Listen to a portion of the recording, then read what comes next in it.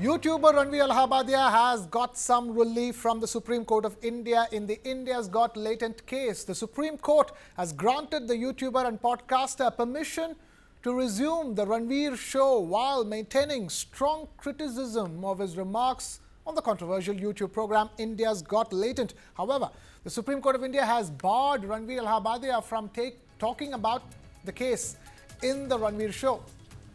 The apex court asked Ranveer Allahbadia to furnish an undertaking that his podcast will maintain the desired standards of morality and decency so that viewers of any age group can watch.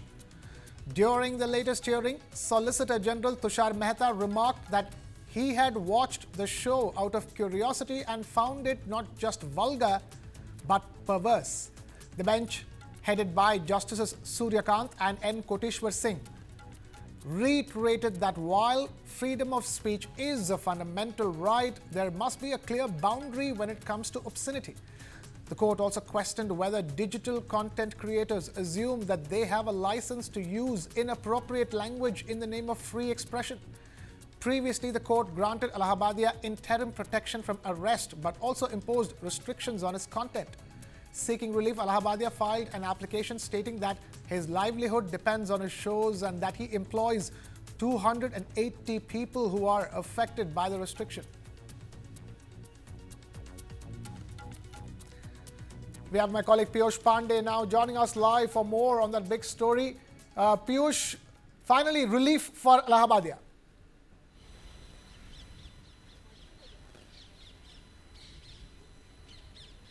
Yes, Krishna, finally relief for Allahbadia. There are three major points of hearing that is related to judges criticize foul languages, stressing limits of free speech, and second point is that Ranveer Allahbadia lawyers cites podcasts and livelihood for many staff of Allahbadia, basically Ranveer show, and the state, basically two states are involved there, Maharashtra and Assam. Both states representing by Solicitor General Tushar Mehta, and Tushar Mehta stated urges court to impose silence on Allahbadia temporarily. So after the hearing, Supreme Court grant relief to Allahbadia, and now Allahbadia will continue with the show of Ranveer. And yeah, Krishna. Right. Piyush, this basically means that Ranveer Allahbadia gets to continue his shows, continue his podcast, but any clarity on the show India's Got Latent?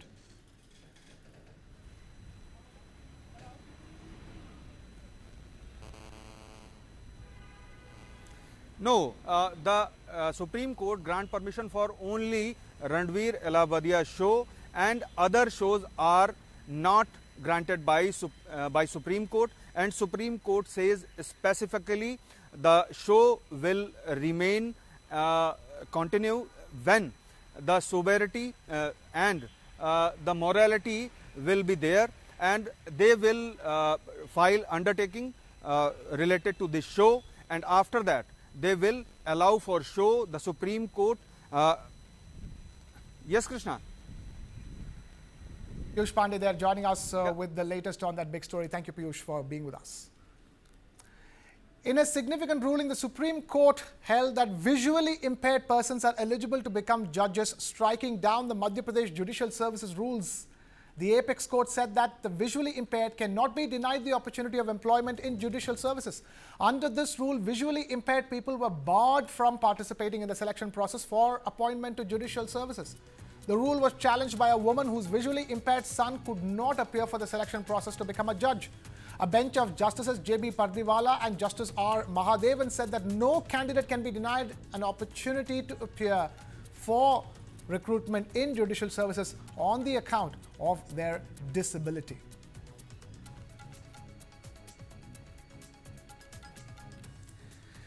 Bengal's ruling party, the TMC, repeated its accusations against the Election Commission of India and set a deadline of 24 hours for the poll panel to accept its error on duplication of voter card numbers.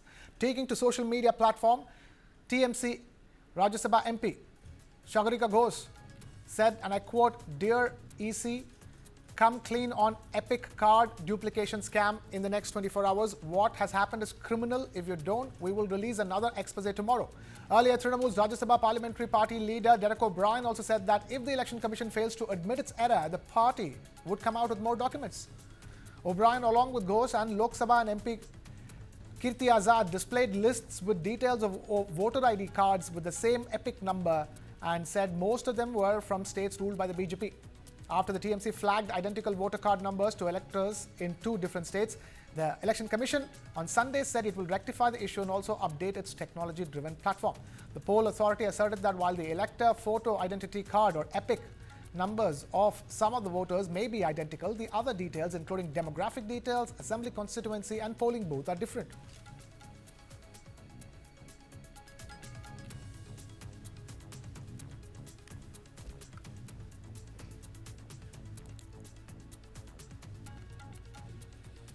After Congress Party spokesperson Sharma Mohammad's criticism of Team India captain Rohit Sharma's fitness, the Board of Control for Cricket in India, or BCCI's secretary Devjit Saikia, has called the remarks unfortunate. Devjit Saikia said, and I quote, "It's very unfortunate that these derogatory, demoralizing comments are being made when the team is in the crucial stage of a global tournament."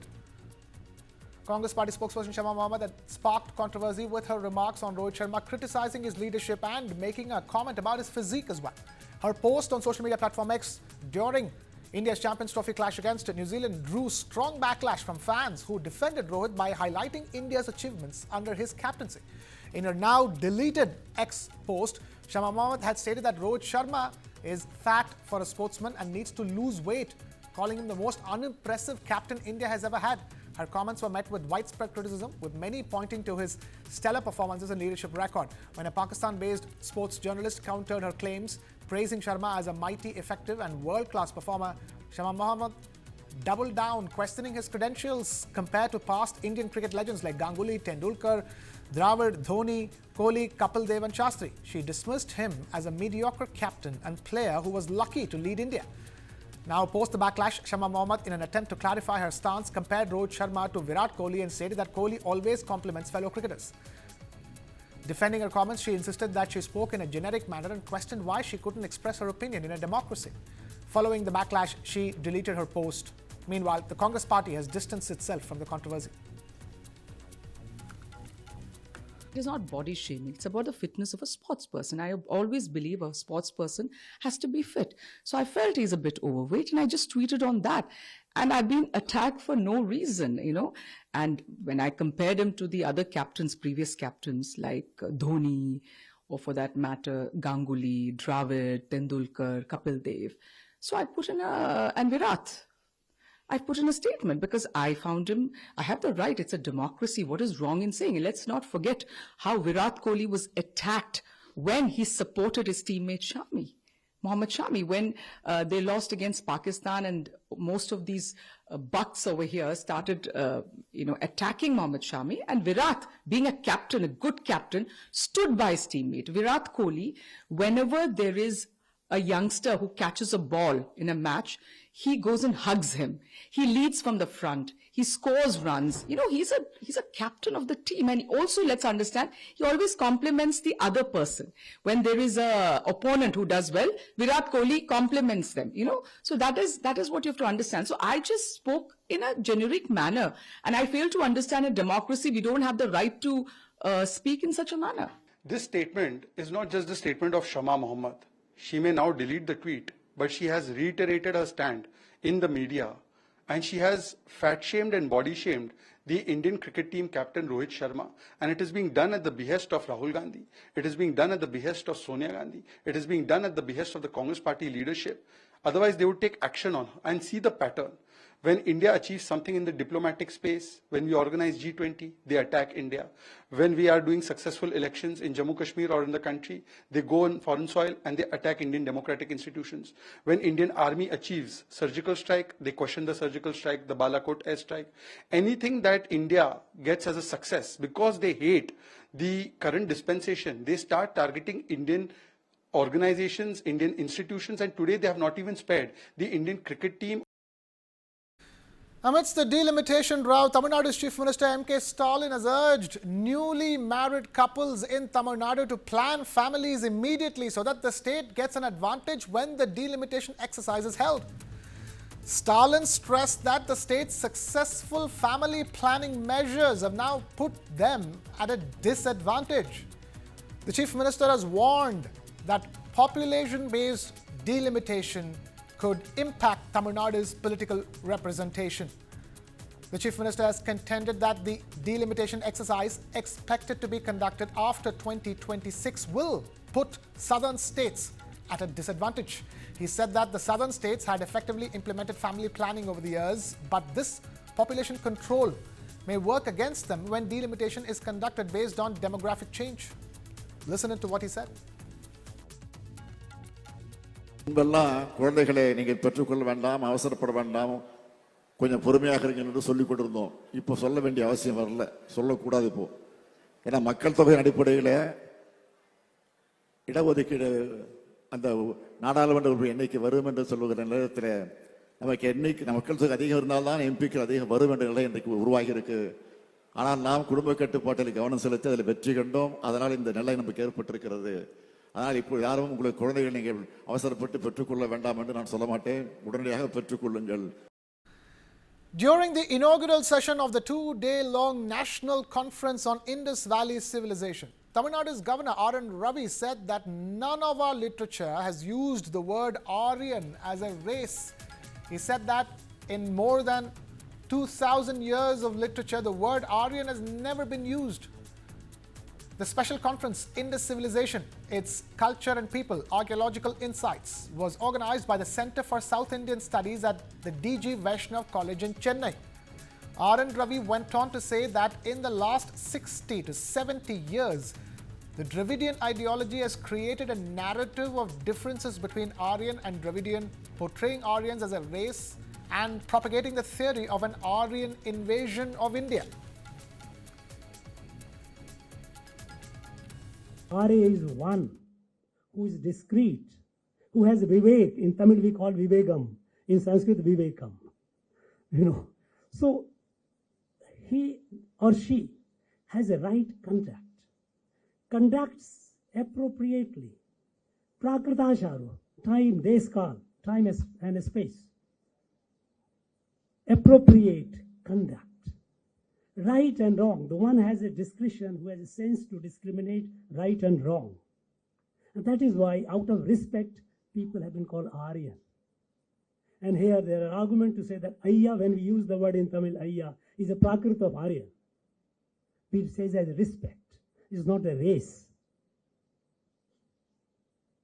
But these people, those who have created, and they have twisted, they have been fabricating it to serve their interest.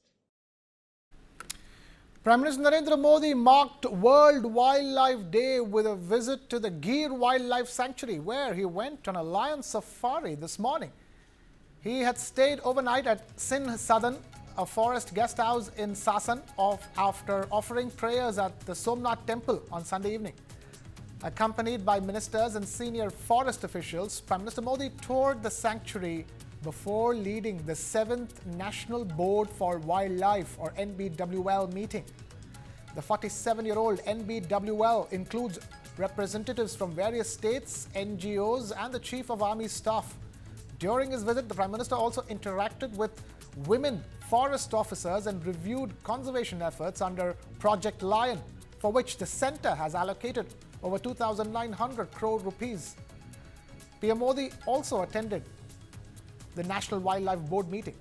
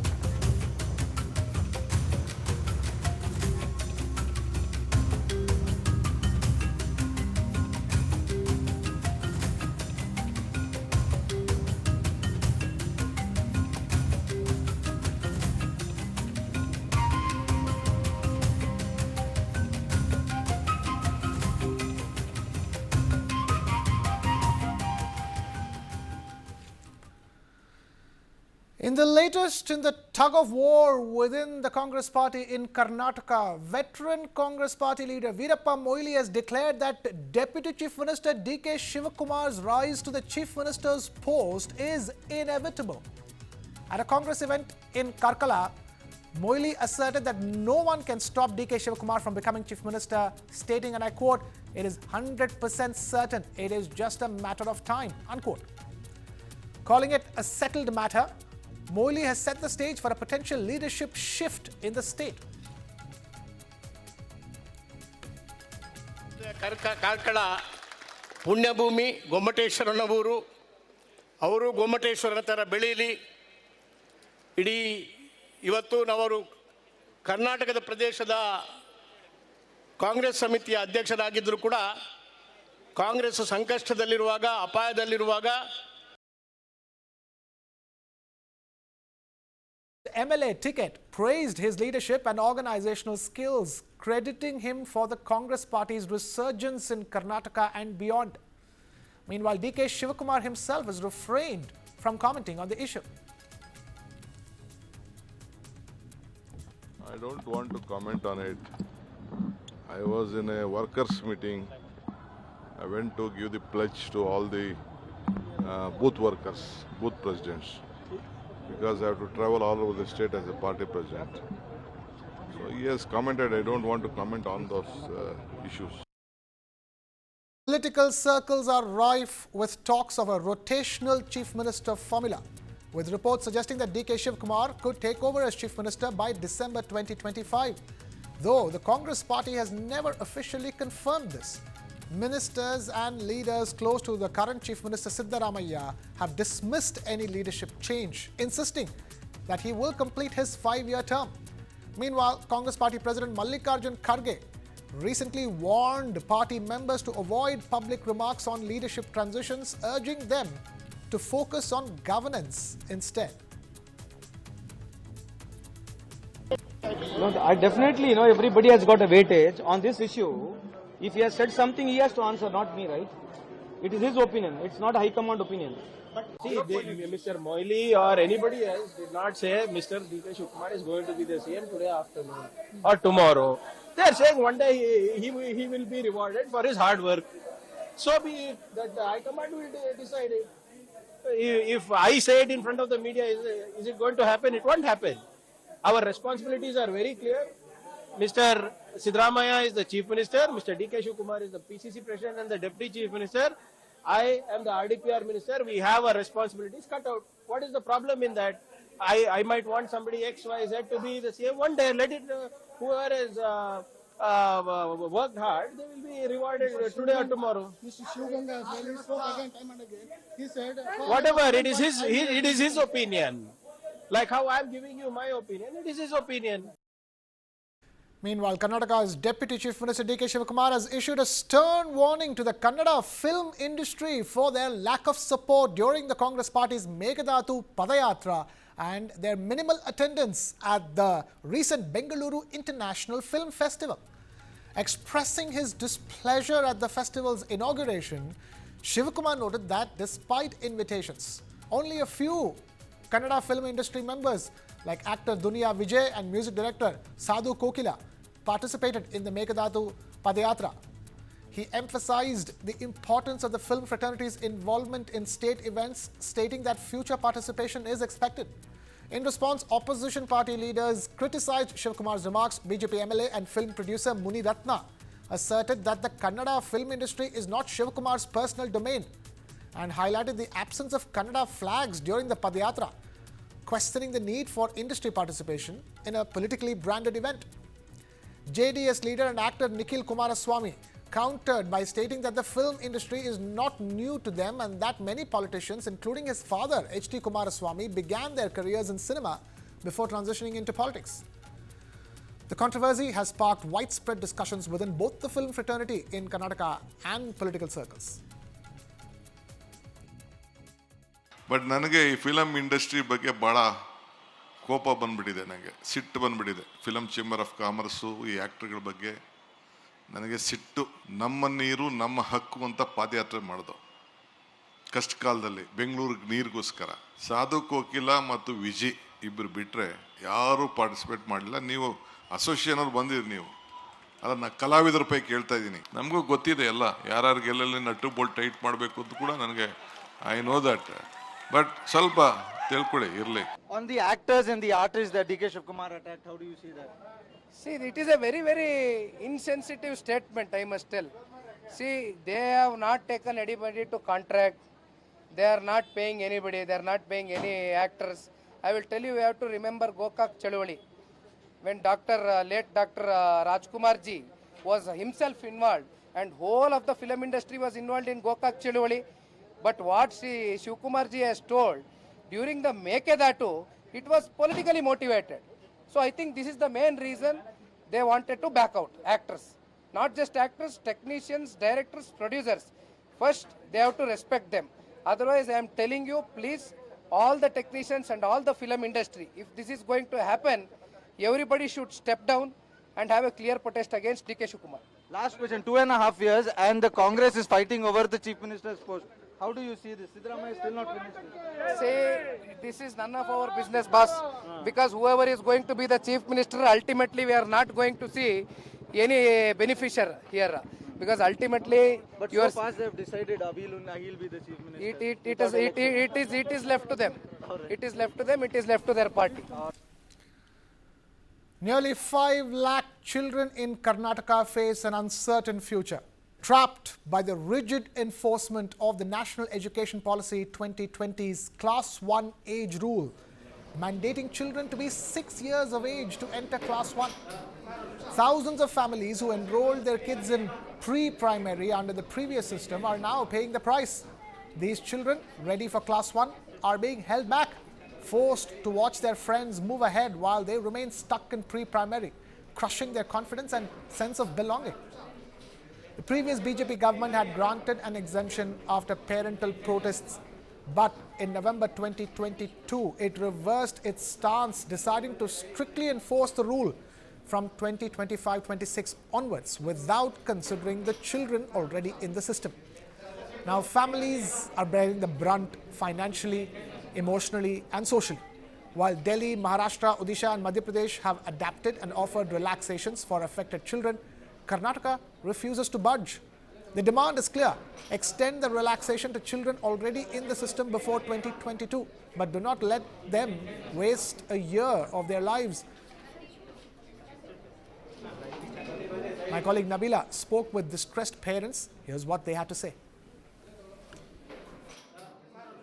Over 6 lakh students' future left in a limbo. Karnataka parents up in arms, very upset with the new NEP policy that forces them to have their children repeat a year if they're not 6 years of age when they enroll to first standard. I'm going to get some voices. Some of them have gathered here at the press club to put pressure on the sitting government here to see if they can revoke this rule and make amends to it for the benefit of their children. Would you want to give us a small take on why this is problematic? Sure. So the circular came out in November or December 2022, while our kids had been enrolled already in 2021, December-November timeframe for the academic year 2022-2023. And our kids have finished 3 years and now they're ready to go to grade 1. And just few days back, we've been told that, no, your kids who do not meet the criteria of 6 years by June 1st are not eligible to go to grade 1. This would mean that even if they're 10 days younger than 6. Yeah, just one day. Not even 1 day, okay. Not even 1 day younger than 6 that they're allowed to continue and move forward. And these are bright young kids who've studied their pre-nursery and now wanting to go to the first grade are forced to repeat a year. It is a psychological impact. Have you broken the news to your children? Yes, actually before we did, right? In school they've been tagged as these repeat students. That's terrible. Yes, so my son is coming and asking why am I being called a repeat student, and he's really upset because all his friends are going to first standard and he has to repeat a year in the same section. That is, you know, And my question is, do the kids understand? Do they know what? Yes, obviously they know, ma'am. Actually, when we used to speak with them, right, if you don't study, you have to repeat those things and all. Now, if they are in a situation, they are going to repeat, definitely it will impact them because their friends are all going to first standard. Now, they are again studying UKG. See, my son has graduated recently. They have celebrated the graduation. Oh my God, you have a graduation for pre-nursery. Now this is truly sad. Okay, that's a picture of the graduation of pre-nursery. And now students, when they get ready, and that's another one. Yeah. When students get ready to get on to their first standard, that's very cute. That's very cute. But and he has to repeat a year. No, this is a boy who's super excited. Has put a picture up that says one. Basically excited to go to first grade, but unfortunately he's now forced to repeat. Huge emotional, psychological impact. The bearing that it will have on the young minds is immeasurable. And it's about time that the Karnataka government takes cognizance of this. It's not as if this hasn't been done in other states. We hear that Delhi, Maharashtra, Odisha, multiple states have already now given some relaxation, keeping in mind the children's future. Can Karnataka do it? How can they do it? This is not on request mode. No, we are asking for justice. We are asking for something just. I'll share my own personal story. We had a baby which was due on the end of May, 30 to 31st May, but was a post-term, was born on 3rd of June. So now, is the 3 days going to be so cruel on her? I mean, I don't know. I'm sure that the healthcare professionals here are bringing out this concept now. I don't know. There will be a rush for C-sections now end of May. Because now people will be thinking that let me get the kid out on end of May, because if it becomes June 1st, this is what is going to happen to me at school. So I want to save that year. So let me go to the hospital and get the kid out, because even one day after the 31st of May, I'll be asked to repeat. So that doesn't make sense. So this is shocking, and which is why I'm here personally to try and get some reactions here. Let's just hope the Karnataka government is noticing this. From what I understand, the government does not think of this to be a grave issue. They think that this is, there are a few hundreds of students who probably are affected. But the fact is that nearly 6 lakh, data shows nearly 6 lakh families have been bothered. And it's not just emotional stress. We know it's a financial burden as well. 1 year extra, the money that you pay in school fees, it's expensive. We already know schools are increasing nearly 30% school fees. So, yeah, go on. My son is born on June 10th, as he mentioned. So now I have a feeling that maybe I should have done a C-section before June 1st, and my husband is a doctor, and he has a point where that, the health, I mean, you can pitch in. Yeah, see, I'm Dr. Sagar and I'm an anesthetist. So I handle all deliveries or cesareans. So I have worked in both government setup and a private setup, and I have the experience of seeing this in person. So if this trend continues and all the parents want to deliver their kids in April or May, it will collapse the healthcare system. Mark my word, it will collapse the healthcare system. I can't even believe that this has gone that far to the point of parents overthinking of C-section. That's just tragic how this has not been taken note of. Ma'am, frankly speaking, I have not yet disclosed to my kid that she won't be going to first grade, because she is very emotional, because in the Montessori, they have been, cultivated that way, that now you're a beginner, then you'll be junior, senior, and now you're going to get a college, not grade 1. God, this is so true. Going to first standard is almost as if graduating to college. For a child, it's as exciting. You always want to play big, and these children asking them to repeat, leaving their friends behind who they bonded in that pre-nursery is just... It's appalling that this hasn't been taken note of. Ma'am, this is another case that there are children born in June of 2020 as well. There are children who are impacted. They were in school from June 2022. They joined as pre-nursery and they are continued. Right now they're in LKG, and they are also being asked to repeat either LKG or UKG instead of going ahead to first standard. So I request the government or the authorities to sincerely take this request from us and ask for an age relaxation only. Yeah. Now, I want a quick word on what solutions are we looking at. If you can give me a solution, give me a hardcore solution and I how think fast. the solution is very simple. I think we hardly have time. It's already we are late in the game, and it's already March.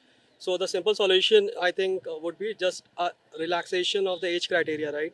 And the current students who are already in UKG, they are asked to go promote to class 1. I think that would be a very simple solution. And people who are joined prior to November 22, right, as per the circular, they should be allowed to get promoted to class 1. It's a very simple, and like currently what is going on, that's totally unacceptable. There's no luxury of time over here. We're running short on time. There's no luxury of time. We just have one more month because schools have already started admitted kids to first standard. And what's the financial burden like? If at all this is forced on you, what's your financial 1 year of extra fees has to be given. They will not spare. The school will not spare for that. So, and mentally and emotionally, the kid is also being disturbed. As a friends group go ahead, and they will be behind. And they know everybody, each other. Are you prepared for 11 years of school fees? No. No, absolutely not. Also, ma'am, all of us are working professionals. So many times we change states because of a corporate, right? Now, certain states are following this age bar where the session starts in April. Here in Karnataka, it is falling from June. So as parents, what do? Let's say our transfer happens in the month of May. Then which criteria are we going to follow? So age relaxation definitely needs to come, because if we are making a benchmark of 6 to 8 years at the first go, why not give relaxations of the students who are already in the system? Is it true that some of the schools say that they're giving you 50% discount or no fees? I mean, No, there is no communication from the school from that perspective. But look, the school is going to follow what the government says, right? And our only request is to the government is that, enforce the rule looking forward, not looking back. The children have already been in the school.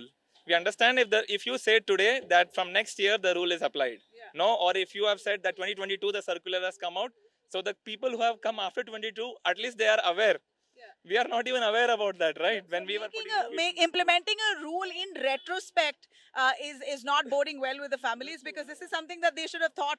Thought very well into without. Exactly. This is like we are being bulldozed with the rule, right? And my only question is here, okay, we are asking to the government, we are requesting, we are here almost on our knees, for our kids. All of us, we have come for our children. We have parents who have broken down emotionally today. There were tears, right? So, it's so hard. It's so hard. How many of the parents actually have the time and bandwidth to come and protest, and how often can they do this to put pressure? A final word on, we heard briefly the previous BJP government had relaxed it, but then insisted that by 2025-26 the rule will be back again. Exactly. So there was a 2-year relaxation, but that relaxation is not solving the purpose, because our kids, we are parents here because we had the kids already in the school. So at least we need a minimum of another 1 year, right? Only then you are covering the people who have gone into school in 2022.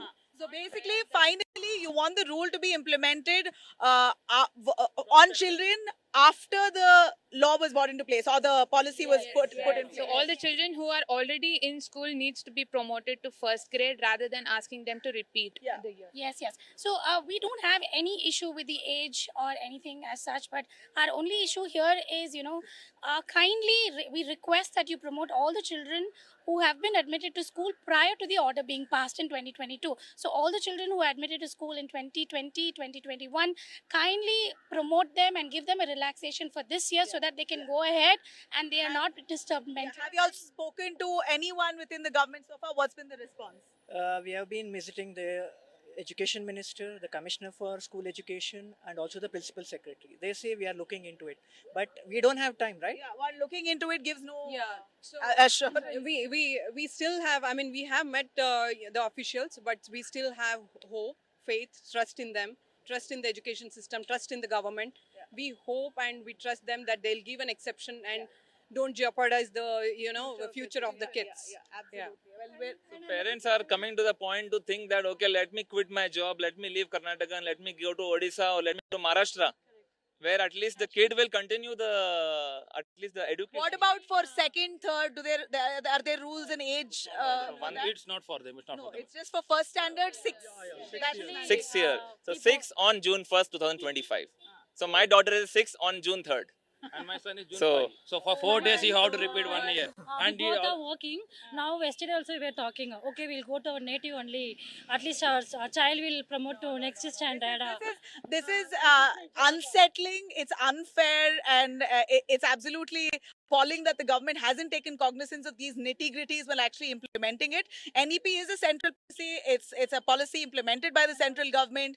Many states have relaxed the rule. Can Karnataka, which is known to be an education hub, take this into consideration and ensure that the future of these children are secure? So another thing is, at this age, the kids' grasping power is very good. So making them repeat the same syllabus or making them read it just hits their confidence immensely, and I can't even imagine, even if you agree to pay that 1 year school fees, the psychological impact it might have on your children is not something that you can take a chance with. So generationally, there is an uplift of the IQ and the EQ of kids, right? We can see they are much better in terms of cognizance compared to the parents. Now we are asking them to repeat. That's just unacceptable. Yeah. As a nation, we are laying so much of stress where we are talking about mental health, we are talking about let's not give trauma. We are giving such a lifelong trauma probably to these kids. We should be developing them, supporting them rather than being their, trauma causers in such a scenario. I'll leave that as a last note. Thanks very much. And I assure you that News 9 will take it up. Let's see how far this goes. And we're hoping that you put equal pressure, that you continue to put pressure on the government. We'll see. A breakthrough should come. Actually, when I studied, without any knowledge, my parents put me in a lower grade. But till my age is like around 33. But still now I regret that. Why I my friends all used to graduate before 1 year. Yeah, it's a blot that you live with forever. And the feeling of actually wanting to explain it to your friends as you grow that this is why I repeated a year. It's just awful. Let's hope we undo this. With camera person Ramesh, this is Nabila for News 9 right here in Bengaluru at the Press Club.